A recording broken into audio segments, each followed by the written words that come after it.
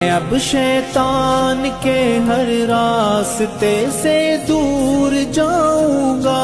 اے مولا اب تمہارے راستے پر لوٹ آؤں گا، وہی تسکین وہ لطف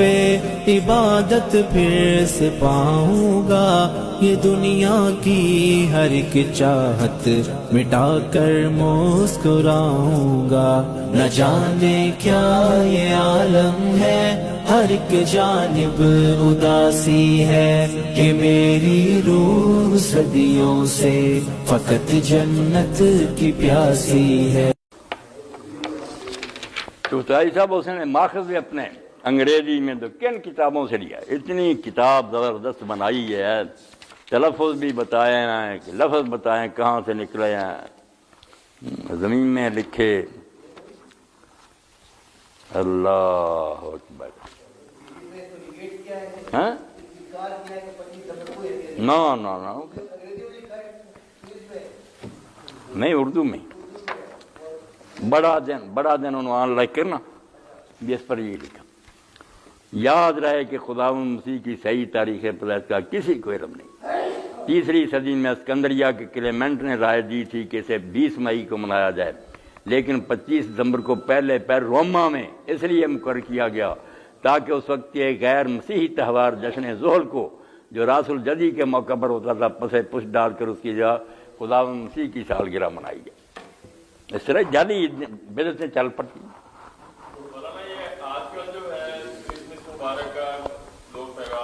اور اس میں دیکھو نا یہ بھی لکھا، یہ کرسمس ٹری کا بڑا بتاتے ہیں نا کہ ایک درخت بناتے ہیں۔ دیکھو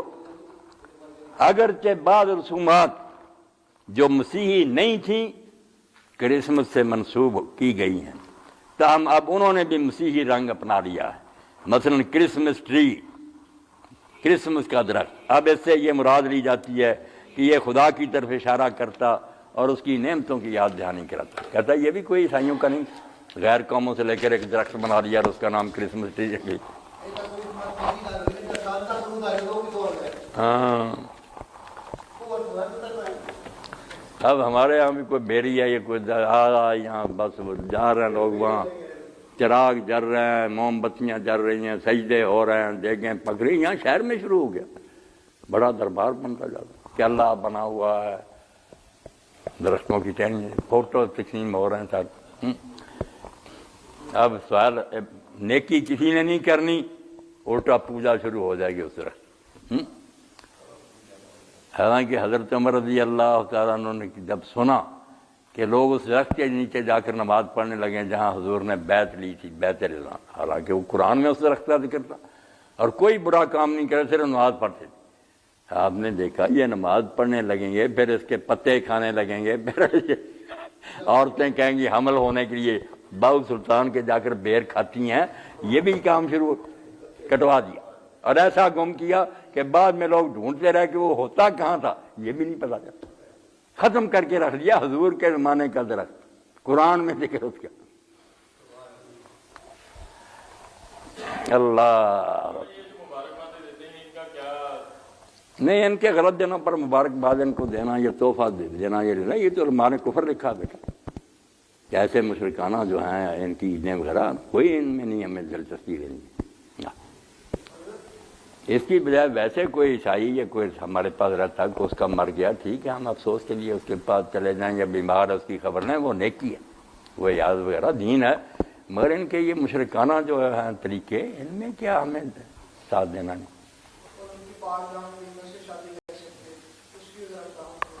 بالکل بیٹا ٹھیک بات ہے، میں نے جو بات کی وہ عام کھانے کی نہیں، عام کھانا تو دینا، اس میں اہل کتاب کی بھی کوئی پابندی نہیں، کھلی چھٹی ہے کہ ہندو ہو، سکھ ہو، بدھ ہو، دیریا ہو، اگر وہ کھانا جو پکایا اس نے وہ ہماری شریعت میں حلال ہے اور اس میں کوئی چیز اس نے غلط نہیں ملائی، برتن صاف ستھرے ہیں، تو ہم سب کا چوتھائی سب کھا سکتے ہیں، مشرق سے مغرب تک سب انسانوں کے ہاتھ کا کھا سکتے ہیں۔ اور اگر کسی کے ہاتھ ناپاک ہیں یا برتن پلید ہے یا اس نے کوئی ناپاک چیز پکائی، وہ تو کعبہ کا امام ہی معذرہ پکائے تو ہم نہیں کھا سکتے، وہ حلال و حرام کی ہمیں فیصلے دی گئی۔ عام کھانا تو سب کا ٹھیک ہے، جو ہے نا ذبیحہ کہ گوشت،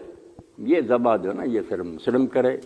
یا اہل کتاب کریں، مگر پابندیاں وہی کہ اللہ کے نام پر کرے، صحیح رگیں کاٹے۔ تو میں نے عرض کیا نا کہ اس زمانہ میں یہودی جو ہے نا بڑی سخت پابندیاں ان میں کہ اس طرح کی چھری ہو، اس طرح رگیں کاٹیں، ربی آ کر چیک کرتے ہیں کہ شریعت کے مطابق کاٹا نہیں، ورنہ بازار میں گوشت نہیں گزرتا۔ ان کے ہاں پابندی ہماری طرح سخت پابندی ہے کہ حلال جانور، مگر یہ مسیحی موجودہ جو ہیں ایک تو اللہ کے نام کی بجائے، بہت سے تو دہری ہیں ویسے ہی نام ہی نہیں لیتے، جو لیتے ہیں 3 خداؤں کا لیتے ہیں۔ اپنے ملک میں بھی نا بتاتے نہیں، کہیں گے باپ بیٹے روح پاک کے نام پر 3 کا نام، اور عربی میں کہیں گے بسم اللہ 3 خداؤں کا نام، مشرکانہ ذبیحہ حرام، اور پھر رگیں نہیں کاٹتے۔ تو جو ان کی حالت ہوگی اس کی وجہ سے، ورنہ اکثر صحیح نصارہ ہوتے اور وہ صحیح طریقے ذبح کرتے، ٹھیک تھا، یہودی ہے کر عام کھانا سب کا ٹھیک کر سکتے ہیں، مگر دیکھیں نا آپ کہ جہاں اللہ تعالیٰ نے جی یہ اجازت دی ہے کہ تم یہودی اور عیسائی عورتوں سے شادی کر سکتے، تو ایک تو پابندی مسلمان عورتوں کے لیے بھی لگائی، ان کے لیے بھی لگائی کہ محسنات ہونی چاہیے، آوارہ بدماش بدکار عورتیں نہ ہوں، شریف عورتیں ہوں، نیک ہوں۔ اور دوسری بات یہ کہی کہ خطرے کی گھنٹی بجائی، ڈینجر لکھ لیا کہ اجازت دی ہے تمہیں، کیونکہ ہو سکتا ہے کسی کو محبت ہو کر لے، زیادہ سے زیادہ اہل کتاب تک تم جا سکتے ہو، غیر اہل کتاب تو بہت دور ہے، نہ اللہ کو مانتے ہیں نہ قیامت کے قائل ہیں نبیوں کے، ان کے ساتھ کر لو، پاک دامن ڈھونڈو، اور مگر پھر بھی بچو، جیسے فرمایا نا ان کے مہر دو، چوری چھپے یارانہ نہ لگاؤ، وَمَن يَكْفُرْ بِالْإِيمَانِ فَقَدْ حَبِطَ عَمَلُهُ، اجازت کے ساتھ ہی کہہ دیا کہ اس رشتہ میں پڑھ کر ہو سکتا ہے کہ تم ایمان ہی چھوڑ دو اور پھر کافر ہو جاؤ، یہ لے جائے تمہیں گمراہی کی طرف۔ تو جو پھر ایمان چھوڑ کر کفر اختیار کر لے گا، رشتہ کرتا کرتا غرق ہو جائے گا، فقد حبط عملہ، اس کی ساری کمائی برباد ہو گئی، وہ پھر آخرت من الخاسرین، تو آخرت میں پھر تباہ ہو گیا اور گھاٹے۔ یہ ساتھ ہی بتایا کہ یہ کوئی آرام کی بات نہیں، نہ کوئی آسان بازی ہے، خطرہ بہت ہے، کیونکہ رشتہ داری میں پڑھ کر بچے کافر کر دے گی، آپ کو ایسا ایسا کافر کر دے گی۔ تو چلو آخر میں چغتائی صاحب ایمان تازہ کرنے کی ایک بات جو میں نے پڑھی تھی نا وہ بھی عرض کروں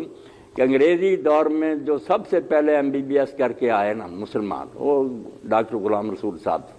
نوائے وقت میں چھپا تھا، تو یورپین ہی عورت لے آئے،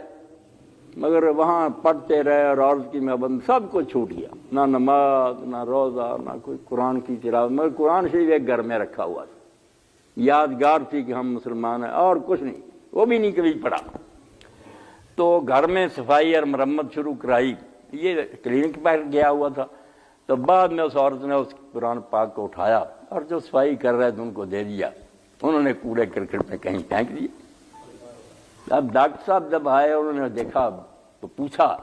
کہ یہاں ایک کتاب پڑھی ہوتی تھی، اس نے کہا تو نے اس کتاب کو کیا کرنا تھا؟ وہ میں نے کوڑا کرکٹ میں پھینک دی، تو نے کبھی ہاتھ ہی نہیں لگایا ہوتا۔ تو وقت اچھا تھا ہدایت کا، غیرت آئی، منہ پر تھپڑ مار، کہا تیرے ساتھ نکاح کے بعد اسلام کا میرے پاس کچھ نہیں رہ گیا، یہ آخری نشانی تھی کہ کتاب تھی میرے پاس، تو نے وہ بھی پھینک دی، بےادبی کی اس کی۔ اور اس کا نتیجہ جو ظاہر ہوا نا اللہ کی طرف سے وہ کہ رات کو جب وہ سویا تو سرکار دو عالم صلی اللہ علیہ وسلم کی زیارت، اور اس نے صبح ہی داڑھی بڑھا لی، نمازی بن گیا، قرآن کی تلاوت کی طرف آ گیا، اور اس عورت کو رخصت کیا کہ دفع ہو جا، تیری اس گستاخی کی وجہ سے اللہ نے مجھے دوبارہ دین کی طرف لوٹنا نصیب کر۔ تو اس لیے کہا کہ ایمان ہو سکتا تیرا چھوٹ ہی جائے اور تو کافر ہی ہو جائے تو خطرہ بہت ہے، بچ کر اگر تو ایسا ایمان رکھتا ہے کہ اس کو ادھر لے آ سکتا تو کر لے، ورنہ پڑے پڑے پڑے